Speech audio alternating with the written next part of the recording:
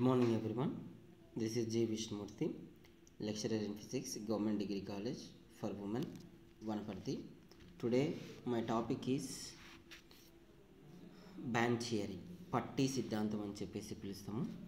మనకు పట్టి సిద్ధాంతం లోపల పదార్థాలను ఎన్ని రకాలుగా విడగొట్టారు, దేనిని బట్టి విడగొట్టారు, పదార్థాలు విద్యుత్ పరంగా ఎలాంటి ధర్మాన్ని సూచిస్తవి అనే దాని గురించి తెలుసుకుంటాం.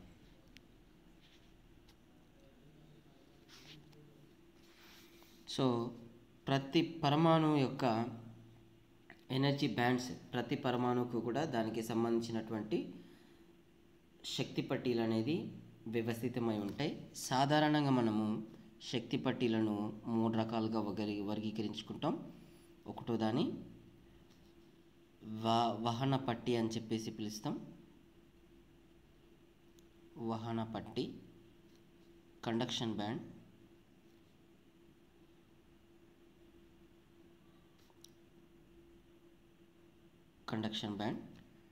సెకండ్ వన్ వచ్చేసి valency band,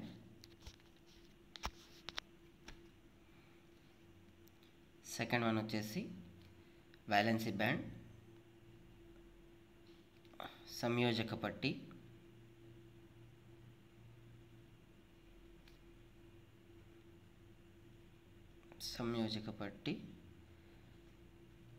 valency band, and మూడోది వచ్చేసి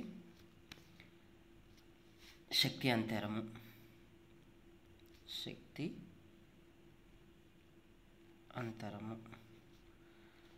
ఫార్బిడన్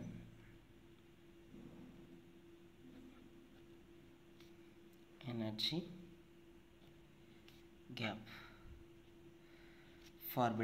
గ్యాప్ అని చెప్పేసి పిలుస్తాం. సో ఇవి మనకు 3 రకాలైనటువంటి పట్టీలు ఉంటాయి. సో దాన్ని మనము పటం ద్వారా చూపించినట్లయితే ఇలా ఉంటుంది. సో ఇక్కడనేమో ముందుగా వ్యాలెన్సీ బ్యాండ్ ఉంటుంది, విబి. దీనికి పైన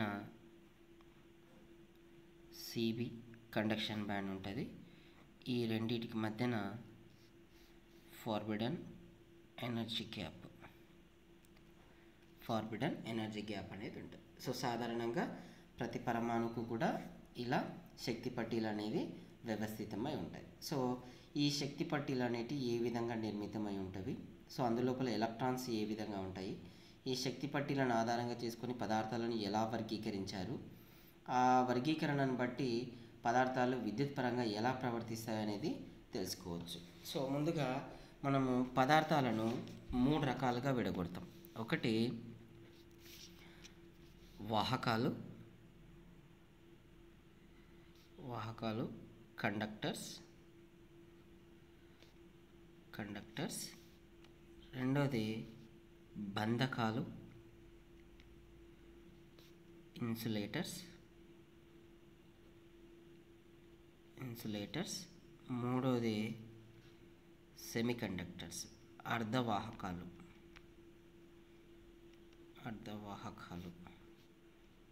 సెమీకండక్టర్స్. సో వేటిని బట్టి మనం ఈ 3 రకాల పదార్థాలను విడగొట్టినాము అనంటే శక్తి పట్టీని ఆధారంగా చేసుకుని విడగొట్టినాం. సో ఎలా అమ్మానంటే ముందుగా వాహకాలు అంటే ఏం లేదమ్మా, మనకు ఈ వహన పట్టి అనేది సంయోజక పట్టితోన కలిసి ఉన్నట్లయితే, కలిసిపోయి ఉన్నట్లయితే అలాంటి పదార్థాలను ఏమంటారమ్మా అంటే వాహకాలు అని చెప్పేసి పిలుస్తాం. When the conduction band is interlock with the valency band, then the material is set to be conductors. లేదా ఇంకో రకంగా అయినా చెప్పవచ్చు, సంయోజక పట్టికి అంటే వ్యాలెన్సీ బ్యాండ్కు కండక్షన్ బ్యాండ్కు మధ్య ఉన్నటువంటి ఫార్బిడన్ ఎనర్జీ గ్యాప్ అనేది ఉండకపోతే, if there is no energy gap between the valency band to conduction band, then the material is set to be conductors. So శక్తి అంతరం అనేది 0కు సమానమైనట్లయితే, శక్తి అంతరం లేకపోతే అప్పుడు వ్యాలెన్సీ బ్యాండ్ మరియు కండక్షన్ బ్యాండ్ రెండు కూడా ఒకదానితో ఒకటి కలిసిపోతాయి కాబట్టి అలాంటి పదార్థాలను మనం ఏమని పిలుస్తామమ్మా అంటే వాహకాలు అని చెప్పేసి పిలుస్తాం. సో వాహకాల యొక్క నిర్మాణాన్ని ఒకసారి పరిశీలించినట్లయితే ఇలా ఉంటుందమ్మా మనకు. ఇది కండక్షన్ బ్యాండ్, దీని కిందనే వ్యాలెన్సీ బ్యాండ్, ఇది శక్తి. సో ఇందులో మనకు ఎలా ఉంటాయమనంటే అణువులు ఒకదాంతో ఒకటి చాలా దగ్గరగా క్లోజ్ ప్యాక్ రూపంలో ఉంటాయి, ఇలా మరి ఉంటాయి ఒకదాంతో ఒకటి ఇలా ఉంటాయి. సో ఈ రెండింటి మధ్యన మనకు energy gap easy equals to 0. So కాబట్టి ఇలాంటి పదార్థాలను మనం ఏమని పిలుస్తాం అంటే కండక్టర్స్ అని చెప్పేసి పిలుస్తాం. తర్వాత రెండవది బంధకాలు. సో బంధకాలు అంటే ఏంటంటే వహన పట్టికి మరియు సంయోజక పట్టికి మధ్యన శక్తి అంతరం అనేది చాలా ఎక్కువగా ఉన్నట్లయితే, వ్యాలెన్సీ బ్యాండ్కు కండక్షన్ బ్యాండ్కు శక్తి అంతరం అనేది ఎక్కువగా ఉన్నట్లయితే అలాంటి పదార్థాలను ఏమని పిలుస్తాం అంటే బంధకాలు అని చెప్పేసి పిలుస్తాం. If the energy band gap between the valency band to conduction band is very large then the materials are set to be insulators. So కాబట్టి ఇన్సులేటర్స్ యొక్క నిర్మాణం ఎలా ఉంటుందమ్మా అంటే దానిని చూసినట్లయితే ఇలా ఉంటుంది. చాలా దూరంగా కండక్షన్ బ్యాండ్ ఉంటుంది, చాలా దూరంగా వ్యాలెన్సీ బ్యాండ్ అనేది ఉంటుంది. సో రెండింటికి మధ్యన మనకు ఫార్బిడన్ ఎనర్జీ గ్యాప్ అనేది వ్యవస్థితమై ఉంటుంది. సో కాబట్టి ఏమవుతుందమ్మా అంటే సో ఇలాంటి పదార్థాలను ఏమని పిలుస్తామమ్మా అంటే మనం బంధకాలు అని చెప్పేసి పిలుస్తాం. తర్వాత మూడో రకం అర్ధవాహకాలు సెమీ కండక్టర్స్ అని వేటిని అంటారమ్మా అంటే ఎనర్జీ గ్యాప్ అనేది వాహకాలకు మరియు బంధకాలకు మధ్యస్థంగా ఉన్నట్లయితే, ఒక పదార్థం లోపల ఎనర్జీ గ్యాప్ అనేది వాహకాలకు మరియు బంధకాలకు మధ్యస్థంగా ఉన్నట్లయితే అప్పుడు అలాంటి పదార్థాలను ఏమని పిలుస్తామని అంటే సెమీ కండక్టర్స్ అర్ధవాహకాలు అని చెప్పేసి పిలుస్తాం. If the energy gap between the valency band to conduction band lies between the conductors to semiconductors then the material is set to be semiconductors. ఓకేనా. సో దాన్ని చూసినట్లయితే మనకు సిలికాన్ కానీ germanium కానీ ఈ రెండు ఉన్నాయి కదమ్మా. సో వీటికి ఫార్బిడన్ ఎనర్జీ గ్యాప్లు ఒకదానికి 1.712 ఉంటుంది, ఇంకోటేమో 1.12 సంథింగ్ ఉంటుంది ఎలక్ట్రాన్ వోల్ట్స్. సో ఇది చాలా తక్కువ కానీ ఇందులోపలనేమో పూర్తిగా కలిసిపోతాయి, ఇందులోపలనేమో చాలా దూరంగా ఉంటాయి, ఇందులోపలనేమో అర్ధవాహకాల లోపలనేమో మధ్యస్థంగా ఉంటాయి. సో ఈ ఎనర్జీ గ్యాప్ను ఆధారంగా చేసుకుని పదార్థాలను 3 రకాలుగా వర్గీకరించడం జరిగింది. సో ఇందులో మనం కరెంట్ ప్రాపర్టీస్ విద్యుత్ ప్రవాహము అనేది జరగదా అనేది చూడాలి. సో వాహకాల లోపల విద్యుత్ ప్రవాహం ఎలా ఉంటుంది, బంధకాల లోపల విద్యుత్ ప్రవాహం ఎలా ఉంటుంది, అర్ధవాహకాల లోపల విద్యుత్ ప్రవాహం ఏ విధంగా ఉంటుంది అనేది తెలుసుకోవాలి. సో విద్యుత్ ప్రవాహము అంటే కరెంట్ అంటే డెఫినేషన్ ఏం చెప్తామనంటే motion of the or flow of the free electrons is known as the current అని చెప్పేసి చదువుతాం. సో స్వేచ్ఛాయుతమైనటువంటి ఎలక్ట్రాన్ల యొక్క కదలికనే ఏమని పిలుస్తామనంటే విద్యుత్ ప్రవాహము అని చెప్పేసి పిలుస్తాం. సో ఒక పదార్థం అనేది తన గుండా విద్యుత్తును ప్రసరింప చేయాలి అని అంటే దానిలో ఖచ్చితంగా మనకు ఫ్రీ ఎలక్ట్రాన్స్ అనేటివి ఉండాలి. అలా ఉన్నప్పుడు మాత్రమే మనకు విద్యుత్ ప్రవాహం అనేది పాసిబుల్ అవుతుంది, లేదంటే విద్యుత్ ప్రవాహం అనేది పాసిబిలిటీ కాదు. సో ఇది విద్యుత్ ప్రవాహానికి ఉన్నటువంటి డెఫినేషన్. మరి ఇందులోపల కండక్టర్స్ లోపల, ఇన్సులేటర్స్ లోపల, సెమీకండక్టర్స్ లోపల విద్యుత్ ప్రవాహం అనేది ఏ విధంగా జరుగుతుందమ్మా అంటే ఎలక్ట్రాన్ల మూలంగానే జరుగుతుంది. ఎలా జరుగుతుందో ఒకసారి చూద్దామమ్మా. సో ఇందులో మనం ఏం చెప్తున్నామమ్మా అంటే ఇది ఏమని పిలుస్తున్నాం మనము కండక్టర్స్ అని చెప్పేసి పిలుస్తాం.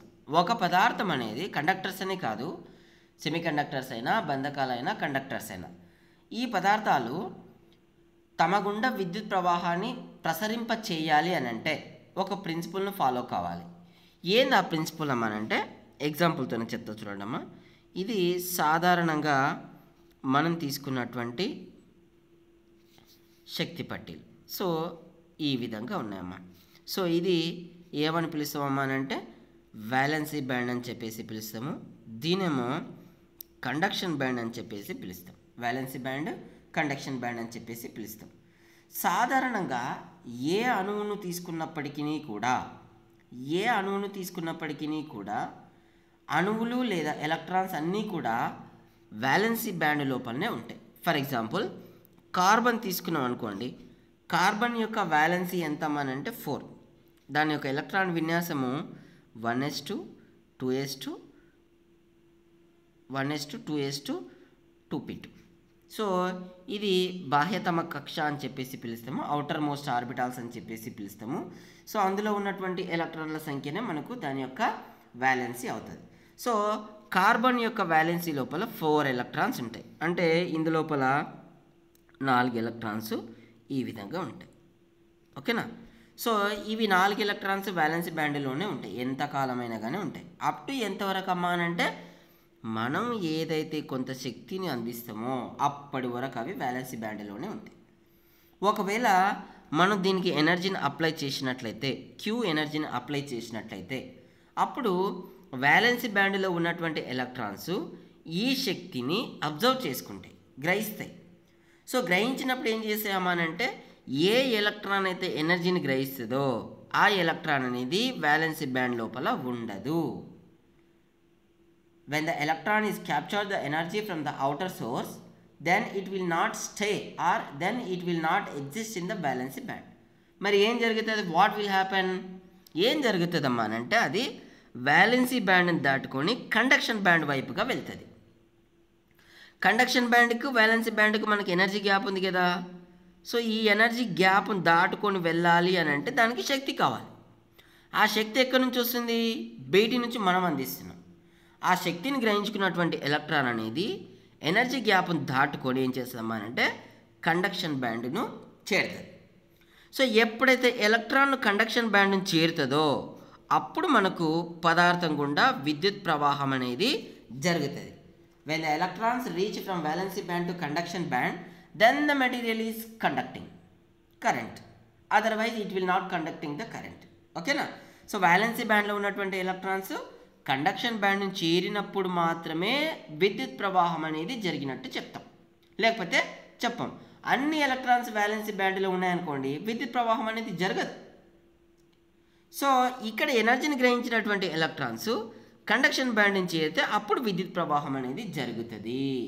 ఈ వీటినే ఇక్కడ చేరుతున్నటువంటి ఎలక్ట్రాన్స్నే స్వేచ్ఛా ఎలక్ట్రాన్స్, ఫ్రీ ఎలక్ట్రాన్స్ అని చెప్పేసి పిలుస్తాం.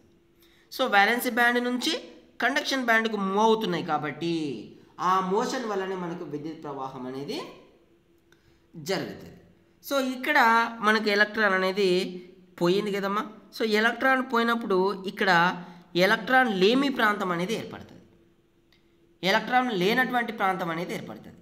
సో ఎలక్ట్రాన్ లేనటువంటి ఈ ప్రాంతాన్ని ఏమని పిలుస్తామమ్మా అంటే హోల్గా పిలుస్తాం, రంధ్రము అని చెప్పేసి పిలుస్తామమ్మా, రంధ్రము అని చెప్పేసి పిలుస్తాం.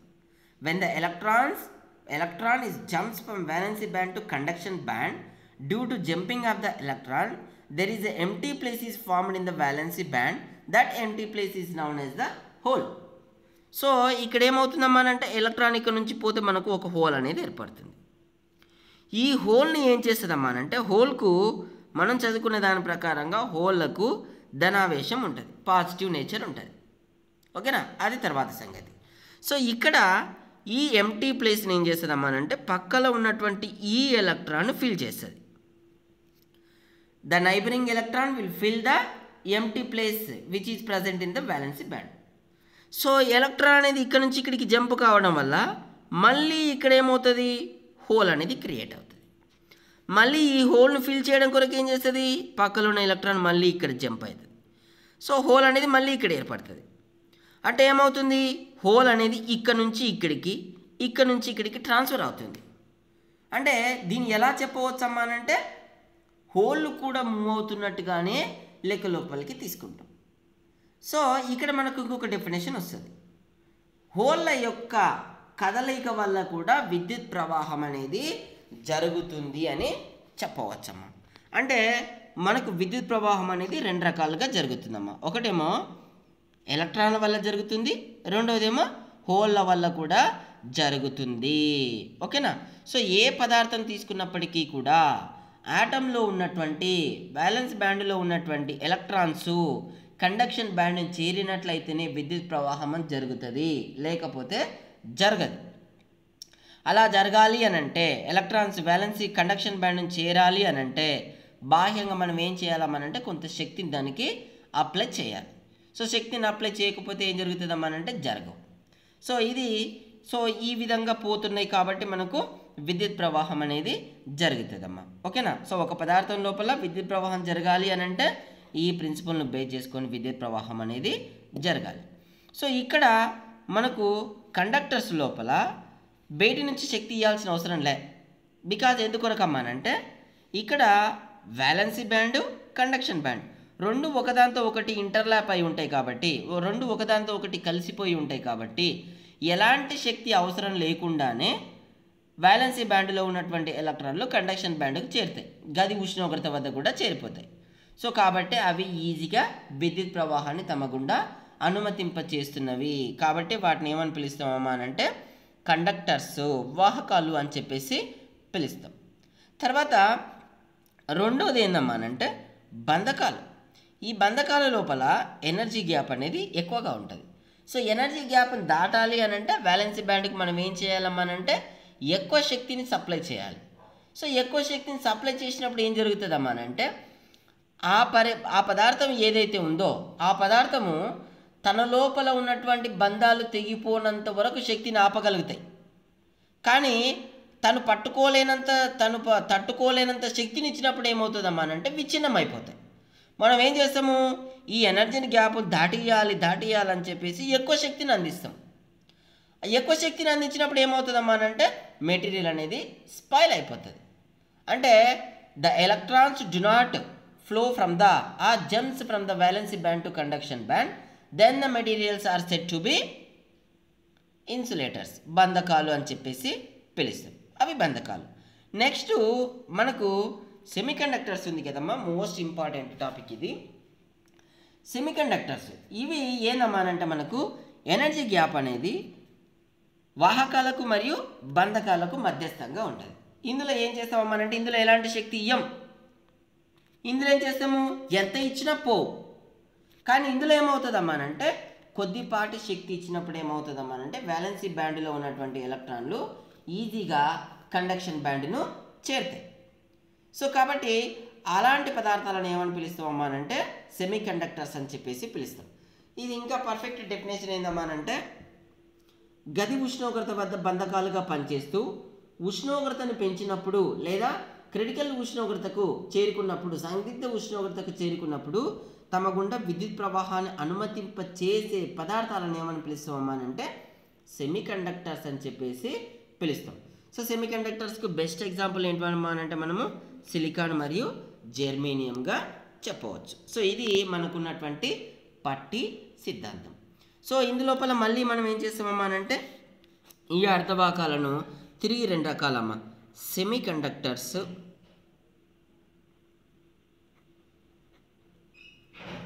కండక్టర్స్ను తిరిగి రెండు రకాలుగా విడగొడతామా. ఒకటేమో ఇంట్రెన్సిక్ సెమీ కండక్టర్స్, రెండోదేమో ఎక్స్ట్రెన్సిక్ అమ్మా. అంటే స్వభావజ అర్ధవాహకాలు, ఇదేమో అస్వభావజ అర్ధవాహకాలు అని చెప్పేసి పిలుస్తాం.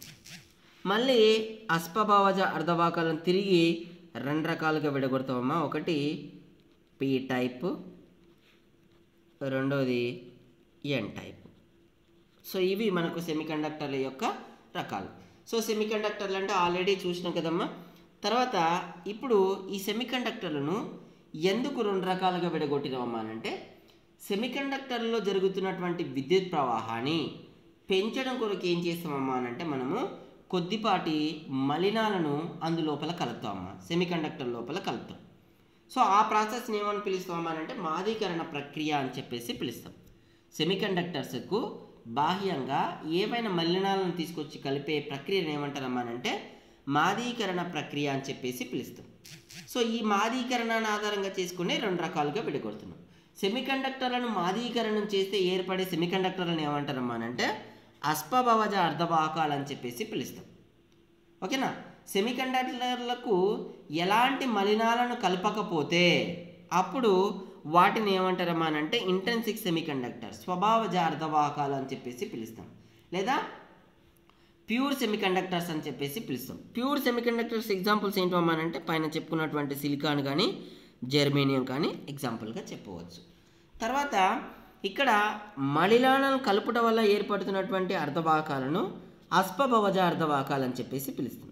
ఇందులో మళ్ళీ 2 రకాలు అని చెప్తున్నాం కదా, ఒకటి పీ టైపు, ఇంకోటేమో ఎన్ టైప్ అని చెప్తున్నాం. ఎలా వస్తాయమ్మా అంటే స్వభావజ అర్ధవాహకాలకు థర్డ్ గ్రూప్ ఎలిమెంట్స్, 3వ గ్రూప్ ఎలిమెంట్స్ అల్యూమినియం కానీ బిస్మత్ కానీ ఎక్సెట్రా. సో వీటిని తీసుకొచ్చి కలిపినట్లయితే అర్థమవుతుందమ్మా. ఇంట్రెన్సిక్ సెమీకండక్టర్స్కు స్వభావజ అర్ధవాహకాలకు మలినాలను తీసుకొచ్చి కలిపినట్లయితే అవి కూడా ఏంటివి థర్డ్ గ్రూప్ ఎలిమెంట్ని తీసుకొని వచ్చి కలిపినట్లయితే అప్పుడు ఏర్పడే కొత్త రకమైనటువంటి అర్ధవాహకాలను పీ టైప్ ఆఫ్ సెమీకండక్టర్స్ అని చెప్పేసి పిలుస్తామమ్మా. ఓకేనా. ఏంటివి మనకు అల్యూమినియం కానీ బిస్మత్ కానీ సాన్స్ ఇవి. అలా కాకుండా ఇంట్రెన్సిక్ సెమీకండక్టర్లకు స్వభావజ అర్ధవాహకాలకు ఏం చేస్తామమ్మా అంటే పెంటావాలెంట్ 5th గ్రూపు,